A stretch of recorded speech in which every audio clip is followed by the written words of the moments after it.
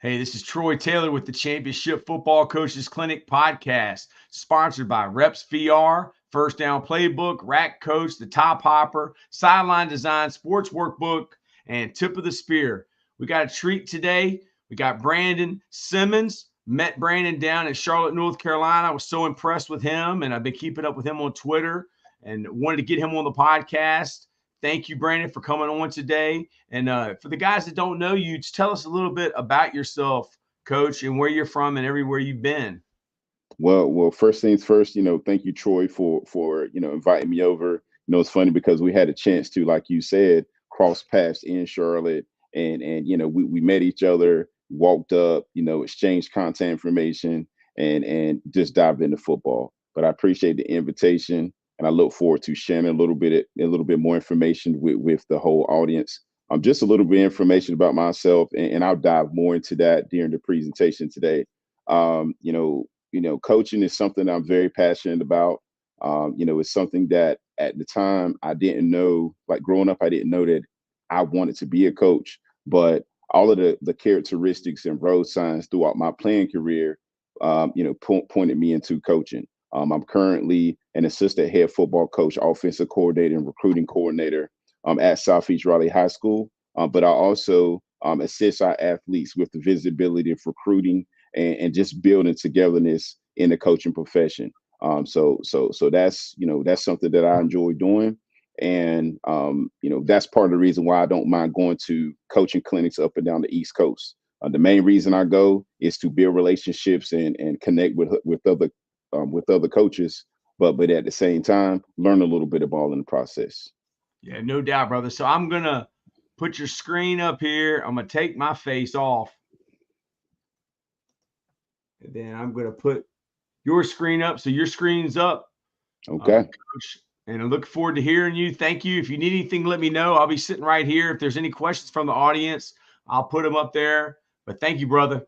Absolutely. Well, thank you for your time. And the topic that I'm speaking about today is the same topic that I talked about in Charlotte: care or stick, discipline, and modern day athletes. Okay. So for the overview, this is just where we're going to go together. I'm first going to go into a little bit more details about my journey as a coach, and then after that, I'm gonna shift our attention to the modern day athlete. We're going to deep dive into care or stick, as in like what it is, because there's a lot of people out there that have no idea what it is. Okay. And after that, we're going to change gears and identify two types of cultures, in programs. Okay. You either have this culture or you don't. And then after that, we're going to, dive into what, in my opinion, the better approach is, the importance of feedback, positive discipline plan. But like you said, if you have any questions at any time, feel free to ask, and I have no problem with stopping what I'm talking about to share. Okay. Yes, sir. All right. So here's my journey. Here's my journey. This upcoming season for me will be year 15. So how did I get into coaching? Well, it was a situation where I went home just to visit my mother, fresh from graduating from East Carolina University. I had no idea that I wanted to coach, but I had a passion for the game. So I Mhm. went to visit my head coach at the time at Hopton High School, just hanging out at practice. I was observing, I was taking notes, I was looking around, and he pulled me to the side. He said, "Hey, Brandon, I know you want to make money as a sales associate for Nike, but consider getting into coaching." Well, since then, I've been coaching. Okay. Mm. So my first stop, I started off at Smithfield Selma High School, where I was the defensive coordinator and assistant head coach. I started off there. And then from there, I transitioned to Holly Springs High School. That's where I started learning a little bit more about wide receiver play. Okay. And then from there, I wanted to get more involved with the line. So I accepted a position at Lewisburg College where I coached defensive linemen. Okay. And then from there, I went back to the high school ranks and had my first offensive coordinator position at Wakefield High School. Got a chance to build a lot of meaningful relationships there as well. And then from there, I transitioned to Millbrook High School, where I was named the special teams coordinator. Again, if anybody knows anything about relationships or about special teams, that they go hand in hand. Because most kids don't want to play special teams. But if you make it important, if you build those relationships with kids, they will want to play for you. Okay. And then from there, an opportunity opened up in Western Wake County in North Carolina, Green Level High School, brand new school. I went there where I was the assistant head coach, offensive coordinator, recruiting coordinator, but also the JV coach. Okay. And then from there, another opportunity opened up here in Raleigh at Southeast Raleigh High School. That's currently where I'm at, where I serve as the assistant head coach, recruiting coordinator, offensive coordinator, and quarterback coach. Okay. So that's just an overview of where I've been and I've enjoyed every step of the way. All right. So now that we're going to change gears to the modern day athlete. Okay. So first, let's talk about the modern day athlete. Okay. So on the modern day athlete, they have a lot of responsibilities. Let's call it for what it is. Okay. Most athletes, they crave exposure. There's a lot of influences. Okay. A lot of cultural influences. Okay. But most importantly, they want to be identified as people. Okay. But with that being said, mental health is also very important. Okay. And the reason why I bring that to our attention is because, the way I was, trained, and I'm pretty sure the way you was trained, winning was it. Do as I say, not as what I do. And that's just what the focus was. Well, more now than ever before, the pressures for our modern day athletes is tremendous. Okay. So mental health is something that we need to continue to take serious. Okay. But with that being said, with high expectation and transparency from coaches, the question is, how do you motivate and discipline today's modern day athletes? Because discipline is still important. Okay. Now we're gonna deep dive into carrot or stick. Okay. So the first question that some people might ask is, what is it? Don't worry, I have you covered. So the carrot or stick motivational approach states that there's two different approaches to controlling one's behavior. Okay. You have encouragement by reward, but you have encouragement by punishment. Okay.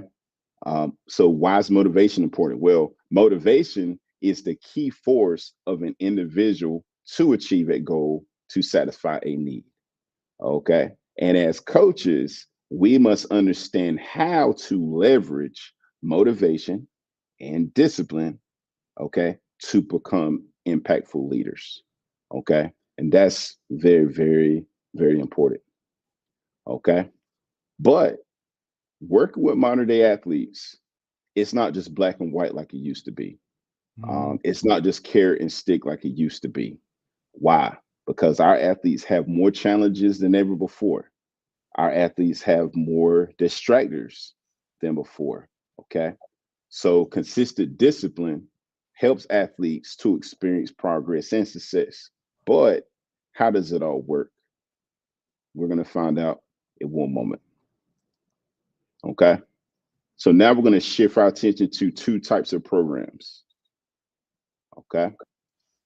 The first type of climate in a program is ego motivated climate. And the second one is mastery motivated climate. What are they? We're gonna clearly define both, and then I'm going to identify, in my opinion, which climate I think is the best. Okay. So first we have ego motivated climate. Okay. So what is it? Winning is the main goal. Okay. It's all about being better than everyone else. But coaches create this type of climate when they reward based solely on athletes outperforming teammates. They punish their athletes because of unsuccessful performance versus their teammates, and they fail to develop personal goals for the athlete. Okay. That is how ego motivated climates are built. Okay. This type of athlete, despite the 10 winning by 50 points, they're still unhappy. Okay. Or the coach, hey, despite the team being successful, the head coach is unhappy because of his role. Okay. Those are all characteristics of an ego motivated climate. Okay. But we have the other type of climate. Okay, so the other type of climate is master motivated climate. Okay, so what is this? Well, in this type of program, okay, athletes are having fun, they're satisfied, coaches are having fun. It's not solely about their individuality, they're committed to the team. And most importantly, they're not comparing themselves to their teammates. Okay. They're focusing on improving themselves to help the program be successful. Okay. So, how's this created? Coaches reward effort, they reward persistence, they reward improvement. Okay. And they also help athletes to build personal goals. Okay. So, how do we create this type of motivational climate? So, here are a few helpful tips. Okay. So, number one, and this nugget was passed down to me from a veteran head coach that I worked for. Don't have too many rules. Okay. Don't have too many rules. Know what you stand for. And once you know what you stand for, guess what? Decisions are easier to make. Okay. Number two, reward progress, but make sure that they're measurable. Okay. And the reason why I continue to bring that up is because I'm a teacher and I teach business. And in business classes, we talk about SMART goals. Okay. An asset or a characteristic of a SMART goal is making sure that it's timely and that it's measurable. Okay. So, whatever you do, create a reward progression system so that your athletes can see themselves getting better. Okay. Three, create cooperative learning environments. Now, I do think that most coaches, if not all coaches, are already doing this. This is team building at its finest. Okay. And it is okay to compete because being an athlete is all about competing and being successful and winning. But as coaches, let's continue to do a better job of knowing where to draw the line. Okay. Four, don't foster rivalry amongst teammates. Okay. It's important, again, it is important for athletes to compete at practice, but know where to draw the line. Okay. For example, I work with quarterbacks and there's only one quarterback, right? Everybody wants to play, but hey, there's only one ball. Okay. So, as a positional coach, I'm not only going to ask those guys to perform at the highest level, but I'm also going to make sure that they are sitting together, that they're coordinating meetings together, making sure that they're giving each other feedback. Okay. Because it's important. Okay. Five, promote leadership development at all grade levels. Okay. There's a number of programs, from what I understand, that focus solely on the upperclassmen. Well, in our program and in a number of programs I've been a part of, we coach our 12th graders just as hard, if not harder, than our 9th graders. Okay. So we open up the floor for leadership opportunities. Okay. What I learned real early in my career is this: peers prefer to see each other. Okay. So it resonates a little bit different when you have a 9th grader sharing feedback from coaches than it would be from a 12th grader sharing that information to 9th graders. Okay. It just hits different. Okay. Support their participation in the program, just open door policy. And then number 7, most importantly, have fun, work hard, but be intentional with your feedback. Okay. All right. One of my favorite quotes about discipline: if you hold a bird in your hand too tightly, you will kill it. But if you hold it too loosely, it will get away. Okay. One of my favorite quotes from Bobby Bowden. So now we're going to change our focus to intentional or instructional feedback and motivation. Okay. So what is instructional feedback? Well, it's the way and manner of how a coach communicates with their athletes. Okay. And it is about being as specific as possible. It's about being timely. It's about addressing the learner's achievement. It's about presenting feedback carefully. So you have to build your relationship, and we'll talk about that in the next few slides. And most importantly, it's about involving the learner in the process. Okay. Because when you invite the learner in the process, you develop ownership. Okay. When they're part of that process. Okay. That is how instructional feedback works with the athlete. Okay. So why does it work? Well, I'm pretty sure we have a number of these athletes on our teams. At least we do. But athletes often have distorted perceptions of their own behaviors or performances. Okay. They're too hard on themselves, but sometimes they're too generous on themselves. Okay. Instructional feedback helps correct misconceptions and motivate corrective action. Okay. Promoting self-motivation in an athlete reduces the need for coaches to reinforce or punish, okay, the athlete. Okay. It's something that we can feel as well. Okay. Part of the reason why I love the track and field world is because it's all about PRs. It's about personal records. Okay. I worked with jumpers. I worked with sprinters. At practice, I'm giving them feedback because during meets, you can't be out there with them. So they have to be able to self-correct. Okay. So the mindset needs to be applied to football players as well. Okay. So how do you provide instructional feedback? Okay. One, be specific and direct. Okay. And I just talked about SMART goals. Two, goal oriented. Be specific with the feedback and avoid I statements. Okay. As a coach, avoid the I statements. Use more we statements. Okay. Three, be consistent. And then four, apply the feedback sandwich. Okay. What did the athlete do well? What do the athlete need to fix? And reassure the athlete that they have the ability to fix it. Okay. So here are 4 steps to provide instructional feedback. Okay. Without self-discipline, success is impossible, period. Lou Holtz. Now we're going to talk about the importance of discipline. Okay. So when we think discipline, we oftentimes think punishment, control, yelling, chaos. No. Discipline should always be viewed as teaching and not as punishment. Okay. Positive discipline is an approach that focuses on self-control in your athlete. Okay. Our athletes must understand that consequences go hand in hand with actions. Okay. They must also understand the importance of accountability. Okay. The goal is for your athletes to have a personal sense of responsibility for their actions. Okay.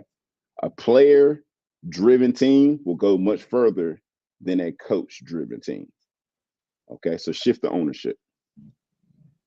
Okay. So here are just a few positive discipline strategies. One, confront discipline problems early. Don't just let it linger. 2, be warm and direct, but never as a peer. I know this for a fact. I've seen it firsthand. There's a number of coaches that want to be their friends, want to be their athletes' friend. I think that it's important to be friendly, but the athletes have enough friends. Okay. Your athletes should never view you as a peer. Okay. Your athletes should view you as a compass, as a guide to strive for greatness. Okay. 3, get to know all your athletes. At least here at our school, we don't put stickers on helmets. Why? Because we as coaches must walk around and learn kids' names. Okay. Nicknames are okay, but I want to learn your real name. And not your last name. I want to learn your first name. Okay. So learn all your athletes. 4, be fair with attention, praise, and opportunities. Okay. 5, say no without feeling guilty, and say yes without feeling resentment. So be who you are. It's okay. It's okay. Be transparent. And then number 6, most importantly, be consistent. Okay. So here are 6 steps to help you with positive discipline. Okay. So the next quote we have today: the will to win, the desire to succeed, the urge to reach your full potential. These are the keys that will unlock the door to personal excellence, by Eddie Robinson, longtime head football coach at Grambling University. Okay. Discipline. So why is discipline important? Why do all good programs or successful programs have discipline? Well, we're going to dive in. We're going to find out. Okay. So there's typically 2 types of misbehaviors in a program. Okay. There's players who misbehave or do not perform because they do not know how to or have not mastered it. And then you have players who are instructed and know better, but they willingly misbehave or do not perform. Okay.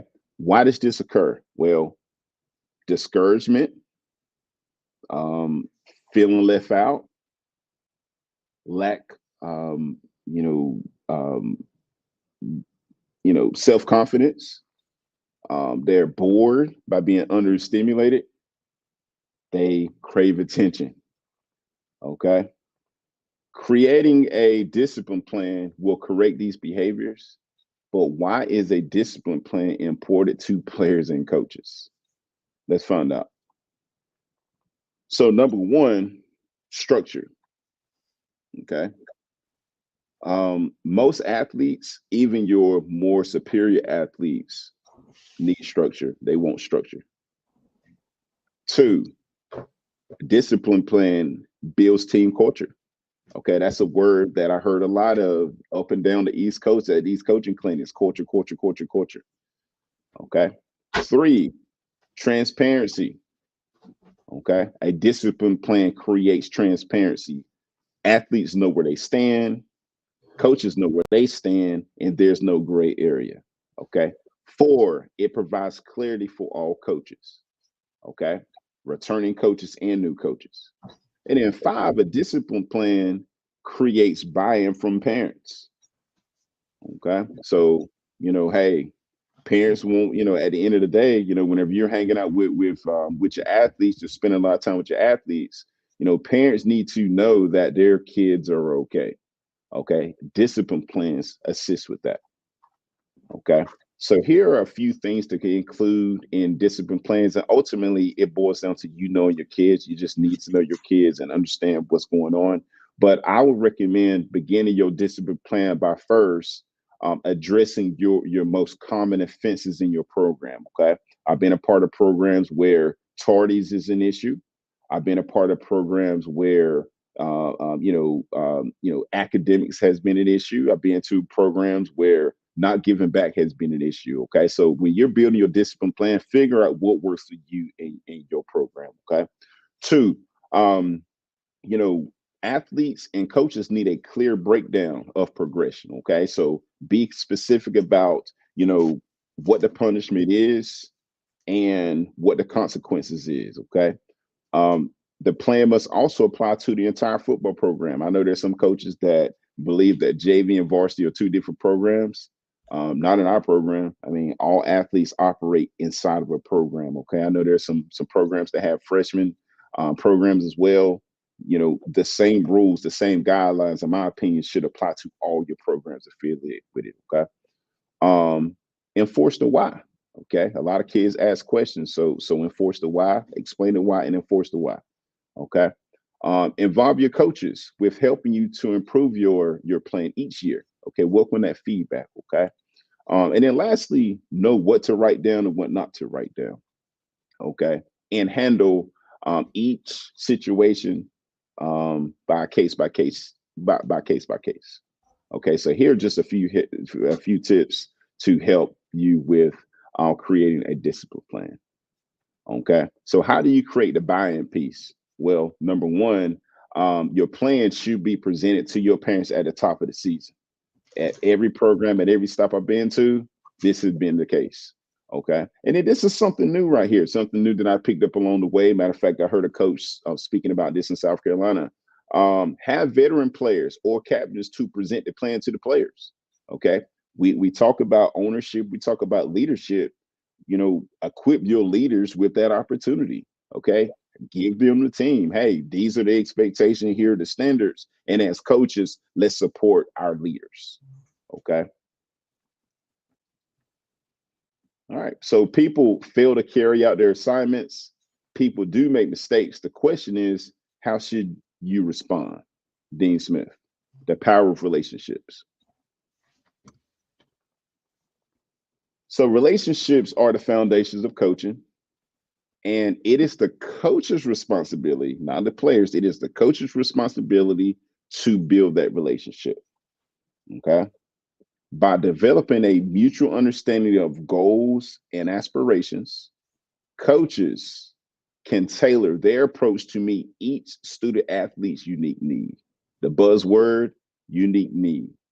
Okay. A leader can be tough and still show respect. Okay. And for example, and the example I have up here is this.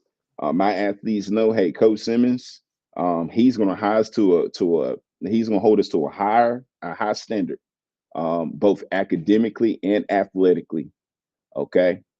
But what I've learned in my career and as a teacher, what I've learned in my career is this: when you hold athletes to a high standard, they're going to fight tooth and nails to reach that standard.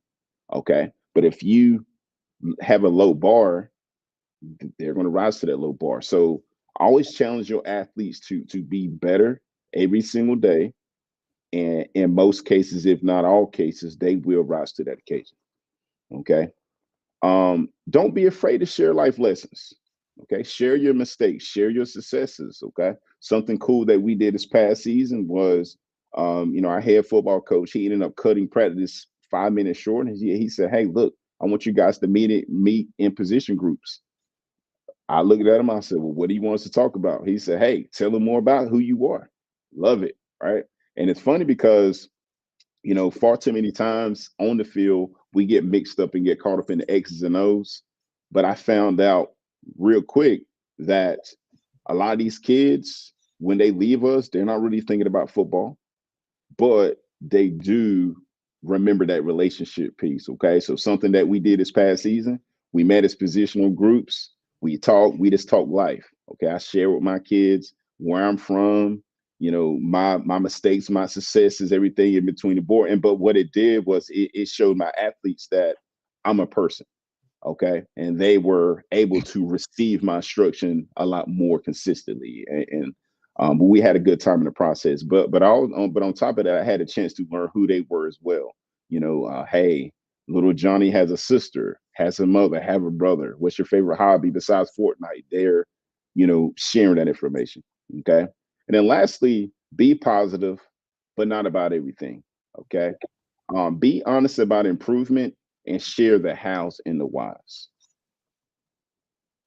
Okay.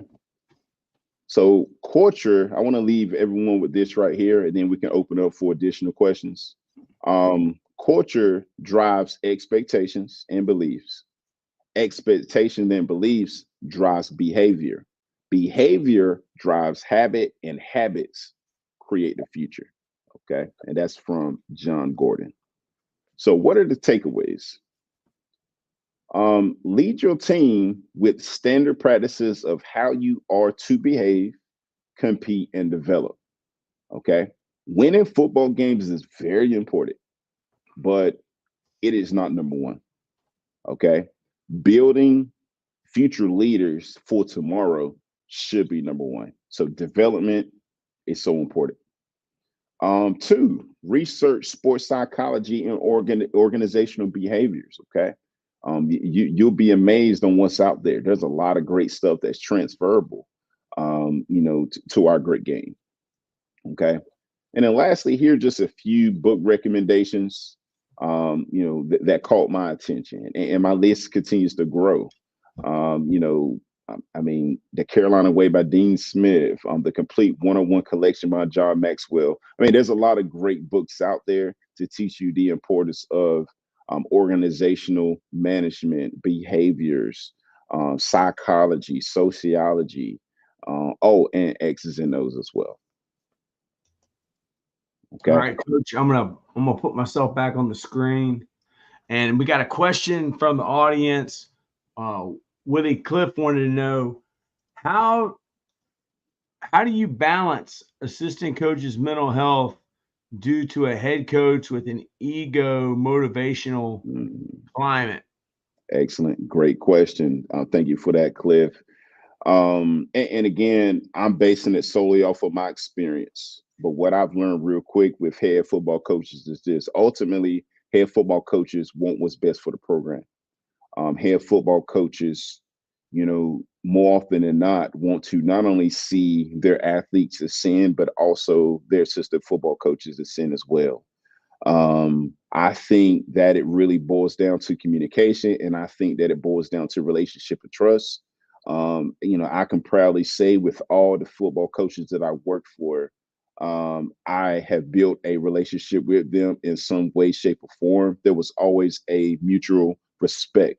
And a lot of times it just boils down to sitting down and, one on one, all right, our private conversation, and just going into details about your desires and what you want to see in a program. And if you feel that your contributions can help improve your overall program, then in most cases, nearly all cases, I do think that the head football coach will listen.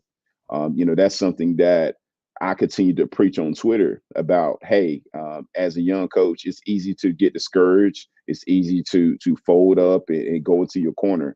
Um, Head coaches do want feedback, okay, and don't be afraid to speak and share feedback, especially if you feel deeply in your heart it's going to improve the program. Yeah, I mean, everything you're talking about is really how people teach and how they learn, and you're assessing learning. So I Learning mean, styles. it goes it goes hand in hand, and then your discipline is proactive rather than reactive. You're trying to, it's like John Wooden said, we want the prevention and not the cure. Exactly. So, like, how are you able to build these bonds? Like, I had a coach tell me last year, he said, Troy, I know I'm at this school, and the last two places I was at, um, it was easy, but here it's like the kids are telling me, you're trying to change me. You're not one of us. You don't look like me. You don't understand me. And he was like really lost for what he should do. And, through all the coaches I talked with since last January, a lot of them don't look like their players. They're not even from the same area, but they can build that connection, that bond, and it's love.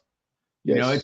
And discipline is Yes. love. Like, It is. It is. discipline people that you don't love. Like, you It don't say is. nothing to them. So talk a little bit about that, Coach. I know you've already talked about it, but No, well, and that's a great point. So part of the reason why I enjoy showing the graphic of the places I've been, because at every single stop there was something new to pick up on. Okay, for example, when I started off my coaching at Smithfield Selma High School, and this is just based off of location and proximity and I got your just I got your PowerPoint up there now, Coach. You're okay, yes. good to So go. so because I want to make sure that I hit all parts. Okay, so Smithfield Selma High School, a lot of the kids that we had in the program, they came from bad situations. They oftentimes was hungry. They didn't respond well to authority. Single parent households. That's either mom raising a kid or dad raising a kid. The list goes on and on. Okay. But what I learned from that experience was this: hey, listen, you can be something, speak confidence into them, learn their names. Okay. Listen to what they're talking about. And if you can chime in, chime in. And if you don't think you can relate to it, then pretend like you can. Okay. What Mm, I realized real quick is that, hey, if you can speak to the kid, if the kid hears you, learn you, share something about yourself, in most cases, they're going to listen and say, oh, wow, I didn't even know, coach, that you like that. Okay. So I experienced that at Smithfield Summer. Well, out of all the schools up here, um, Smithfield, Selma, Southeast, Millbrook, they have very similar kids, very similar. Okay. Well, I can also add Lewisburg College to that as well. We had a nice splash of kids that had stability at home, but we had a number of kids that wasn't even sure if they're going to eat dinner. Okay. So each stop, I picked that up. Okay. Well, when I was at Holly Springs, most of those kids had plenty. When I was at Green Level, those kids had more than plenty. And even Wakefield, those kids had plenty. But what I learned from, and a lot of those kids didn't look like me. Okay. But what they learned from my experience was this. Coach Simmons is going to, he's going to love you. Okay. He's going to hold you accountable. He's going to show you how to get it done. And he's also going to support you, not just while you're playing, but once you leave. Okay. And one of the greatest feelings as a coach is seeing my former athletes find success in the real world. I mean, matter of fact, today, all right, and I'm at Southeast Raleigh today at NC State. I had an opportunity to catch up with one of my former players at Wakefield. Okay. Hey, I'm at Southeast Raleigh. I coached at Wakefield in 2015. I still see him. Hey, Tim, we still had hangout. We took a picture together. It was still all love. Okay. Hey, what's the update? What's going on? All right. Another kid at NC State coached him at Green Level. It was the same thing. Hey, coach, how you doing? Catching up with him. How's your sister doing? How's your family doing? They're doing great. So just building meaningful relationships with them will open up the door regardless on how you look, in my opinion. That's my. And like I tell my players and students, some of the best people live in the worst neighborhoods. Some of the worst people live in the best neighborhoods. And good people are good people, and some of them got big bank accounts, and some of them got no bank accounts, and they look all different ways. Yes, they do. They do, like, and it's absolutely, and it's and it boils down to getting to know them and just being consistent. Something that I hear Coach speaks a lot about here is this. He said, "Hey, listen, if you really want to learn a kid, then show up right now. Okay, don't just show up in the fall. All right, don't just because if they see you now, and it could be, you don't even really have to be taking them outside and coaching them up and all that good stuff, but just you being around and getting to know them. Okay, when you give them feedback come fall, it's gonna hit a lot different. It's gonna hit a lot different. Okay. I mean, I had a guy named Mike Spencer that I coached with. He was the head coach at Aquinas. He was a GA at Florida State. He played at Alabama. Well, he practiced for Bear Bryant, was recruited by, the GOAT, right? And then Bruce Arians brought him to Temple when he left. But he said, Troy, how do you show somebody you love them? I was like, I don't know. He said, time and attention. That's it. Time and attention. Like the thing about me listening to you, it kind of reminds me, there's two twins. They're twin head coaches in Arizona. I don't know if you know them. But dude, the referees blew the state championship for them. I did a podcast with them, but like just talking to them, they understood what was important. And some of the people that don't have it as well, they understand what's important. It's not having the newest car or living in a big neighborhood. So like the thing with me is I'm wondering, like, who did you learn this from? Like, because it's love. Like, who was it that taught you love and how the world works and what's important? Because that's I'm trying to crack the code, dude. Like, I'm trying to figure out who you learn this from, because you don't learn it on your own. Like, someone has to teach it to you. So who is that person for you? Wow. So that's an excellent question. So, excellent question. So, man,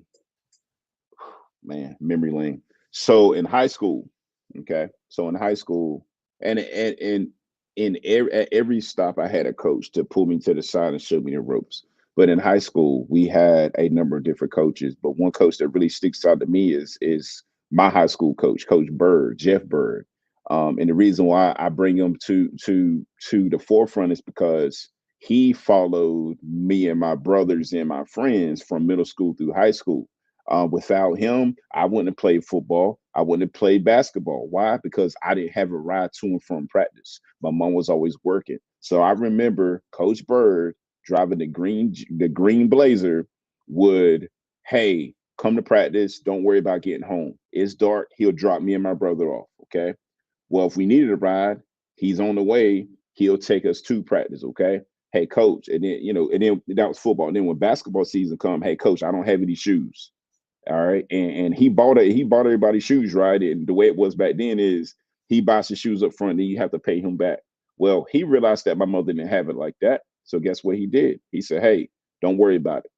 Just come out.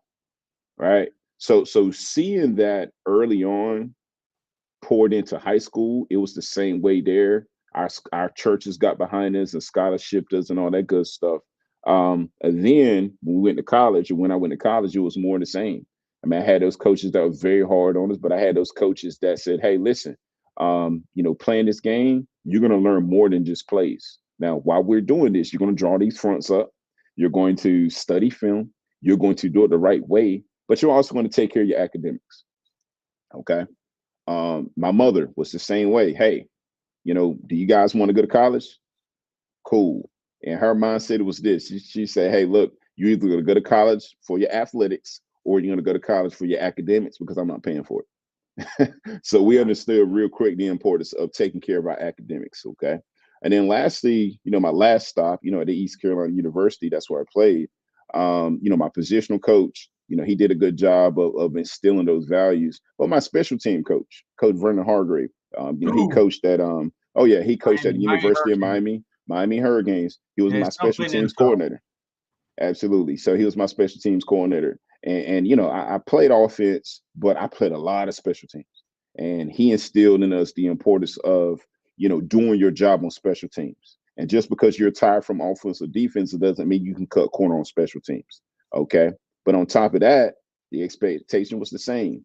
Hey, you're an athlete, but you need to hold yourself accountable in the classroom, then to make good decisions. And you will be held accountable for your actions. Okay. So looking at all of that good stuff as a player, and then moving over here to the coaching piece, just my mentors who pulled me under their wing, Coach Ross Sink, he gave me an opportunity, Coach Inscore gave me an opportunity, Coach Frank Lassiter, Coach Edwin Campbell. The list goes on and on. At every single stop, and I'll admit I didn't agree with everything they said at that time, but I believe passionately like this. Be the assistant coach that you want to someday hire. And because of that, in my mind, that has helped me navigate along the way. But everywhere I've been as a former player and as a coach, I've pulled something from everybody, and that's who I am today. Yeah, and just from like I'm on this kick, man, because I've been humbled. I don't know if you know much about my story, man, but I got fired. From the school that I was, I went to, and I went 6-5 this season. And I've always said coaching is my ministry. Like I got that from Joe Taylor. Like coaching is our ministry, and I thought that if I helped others, and served others and helped kids, that it would come back and help me. But the more that I've thought and reflected on this, I've been both of the sons of the prodigal son story, but I was the one that went off and did what he wanted to do when I was young.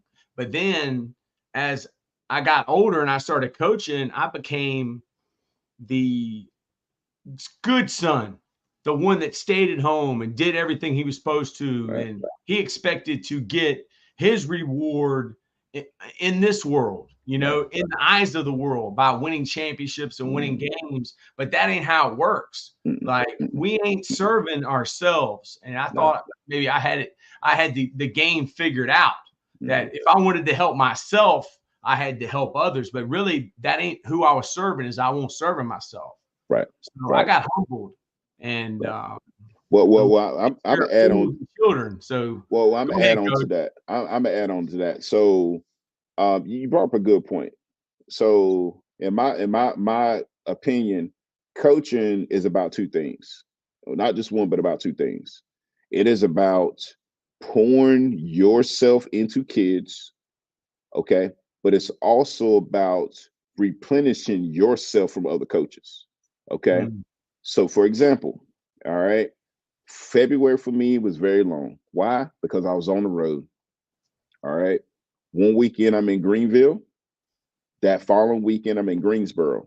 That following weekend I'm at Myrtle Beach. That following weekend I'm in Charlotte. All coaching clinics. Why? Well, I want to learn. Okay. And what I got a chance to do was sit back, take notes, and ask other coaches a number of different questions. Coach, how do you handle this problem? Coach, how do you handle success? Coach, how do you block that three front, right? So I use coaching clinics to replenish, to build connections, but in that fellowship. And every time that I fellowship with other coaches, it replenishes my system so that I can continue to pour into other kids. Okay. So long story less long.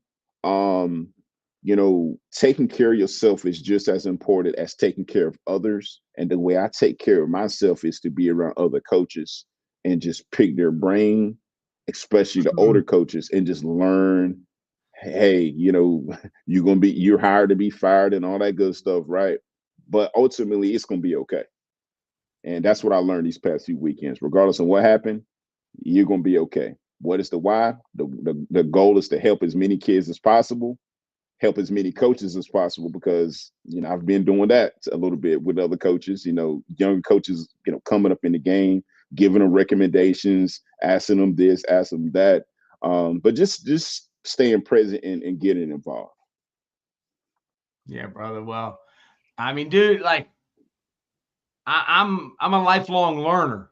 I thought that sounded good. You take classes, you go to school, Hmm. you go to a church, but like, dude, the school is life and the church is Every life. day, It ain't a building. It ain't a every building. day, It ain't a book. Like he was the every day. book. And yeah, and like uh, we become the message. Like I'm big into that Bob Marley movie, man. I've seen it 3 times. Oh, Like wow. I I need love to see it one time, but I heard great things man, about it. dude, that movie is so powerful. I mean, I know it's not perfect, but the more you learn about him, the more human he becomes. But I Hmm. mean, we're all human, That's correct. and we all make mistakes. And dude, I continue to learn. But the more I learn about you, the more I learn about myself.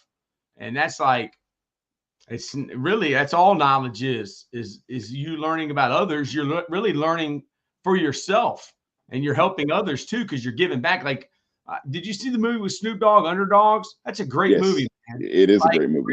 realize that it was time for him to give back, Hmm. and that's like I guess that's when you go from being immature, it's all about you, to Right. mature.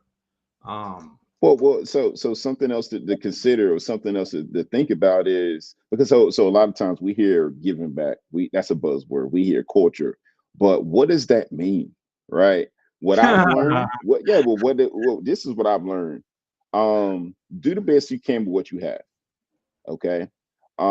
If you can drop a kid off, drop a kid off. But if you can't, that's okay. That's okay. Like, if you can, you know, post up in the hallway and just pull them to the side and check in with them, that's okay. Right. If you have an extra snack and the kid is hungry, that's okay. You can give that away. So there's no one shoe fit all approach. Just do the best you can with what you have. And giving back is just that. It's not no whole, and there's multiple ways to skin a cat. But some coaches think passionately and deeply that staying in a meeting room for 12 hours a day and talking ball and all that good stuff is the only way to do it. Well, I disagree. I believe in being efficient. Like, what is our purpose? Okay, but what's the end goal? And I mean, if we want to hang out, we can hang out, but we don't have to be confined in this little space to do it. So, yeah. but just be intentional with your actions, be intentional with your time, and be you, be consistent. Don't try to be the next person. Don't try to be the next coach. Be who you are. And I feel like early in my career, I was trying hard to be like my college coaches. Well, there's only one coach Hargrave. There's only one coach. There's only one coach Skip Holtz. There's only one coach Greg Hudson. Right. What I've learned is, hey, be you. Like, have those values. Right. You don't have too many rules, but be who you are, and the cream is going to rise to the top every single time. I mean, and when you're young, it's okay not to know who you are. Right. Absolutely. Figuring it out, especially like we work with kids. So like when you're a young coach, I mean, it's basically like you're a baby. Like you don't even know who you are yet, man. Like don't even know who you are. So like you have to figure it out, and the people that pour into you, those are the people that you take with you, man. Because that's life, that's love, that's spirit that they're pouring into you, man. And that's like, I was just wondering, like, I guess your mom, man, she must be special. I mean, was there anybody else growing up? I'm talking about before football. Because we got like your mom, and like, was anybody else at home? Because dude, the stuff you're talking about, it's love. It's important, man. It's what it's about. So my family, I mean, it keeps coming back to mother, because mother was the first person to believe in all her kids. There was no idea that was crazy. She said, hey, if you want to do it, you can do it, but it's going to take a lot of hard work. Yes. And this is what I mean by the hard work. Like, for example, we said, she showed you. That's discipline. Yeah, she showed us. To disciple is, to have someone to show you the way. I mean, if you're a disciple.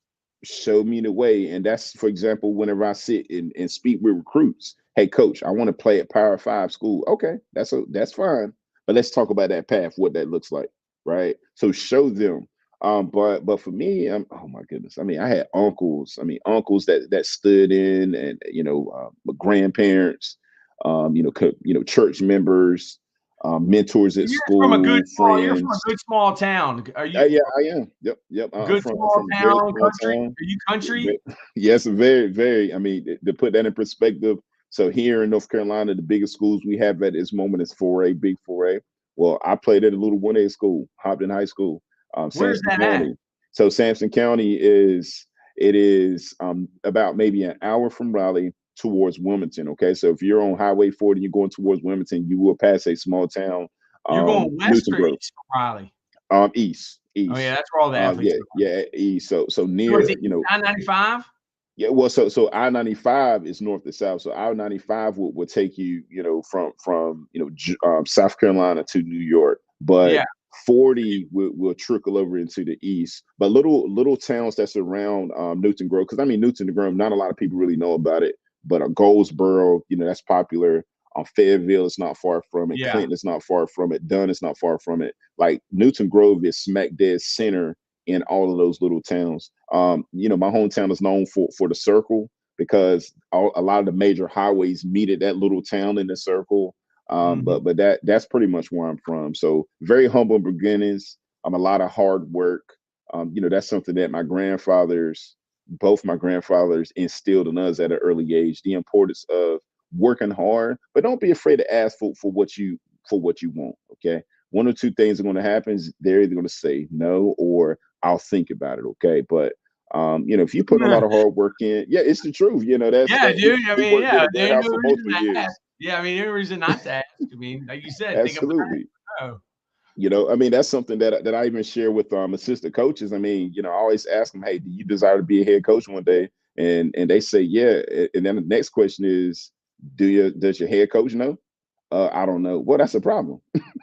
You need to tell your head coach. That's like getting married. That's like dating a girl, and she wants one thing and you want another thing. Like, I don't even know what road y'all are on. Yeah, but let them know, like, hey, I desire to be a head coach. And the reason why that's important is because from what I've seen, most head coaches want to help you be a head coach. So hey, you want to learn what it's about? Hey, here's max preps.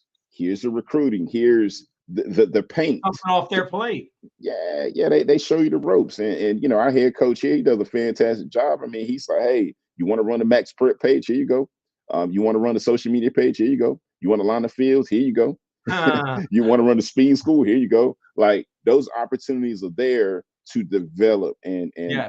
so that's something that I also recommend to all young coaches or all coaches that Okay, Willie, to get back.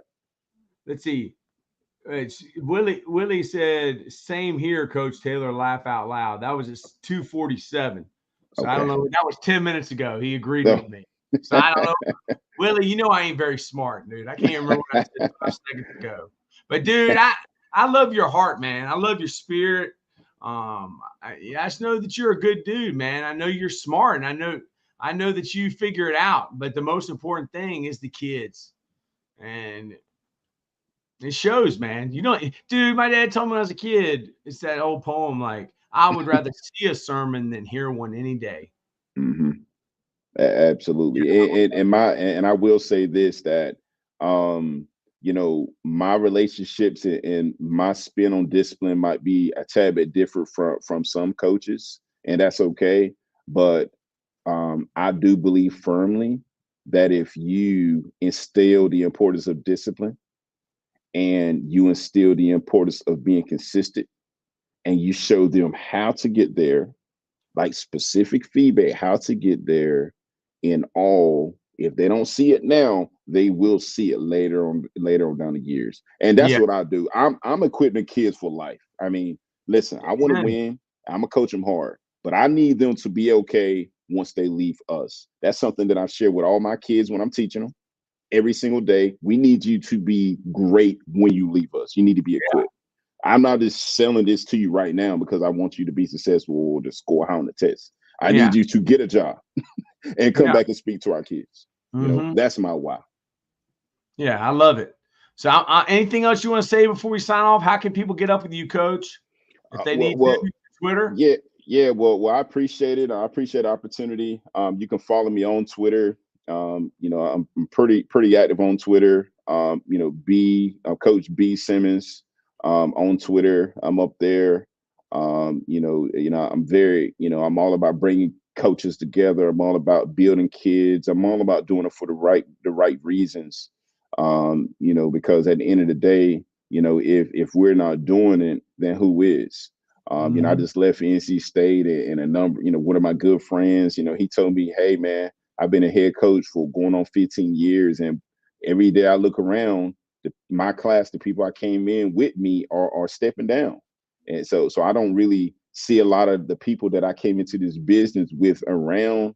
And I say that to say this, the reason why I tell that story is because there's going to be a time where those above us is going to step away, and we then have to lead the profession. And then ultimately someday I'm a step away, whenever that is. I want to pass that knowledge down to the next generation so that they continue to pass down that legacy. So, but I'm passionate about what I do. I love giving back. I love teaching. I love talking ball. But most importantly, I love helping kids be successful. Amen, brother. So I'm gonna press end here, and then we'll stay on here talk for a second.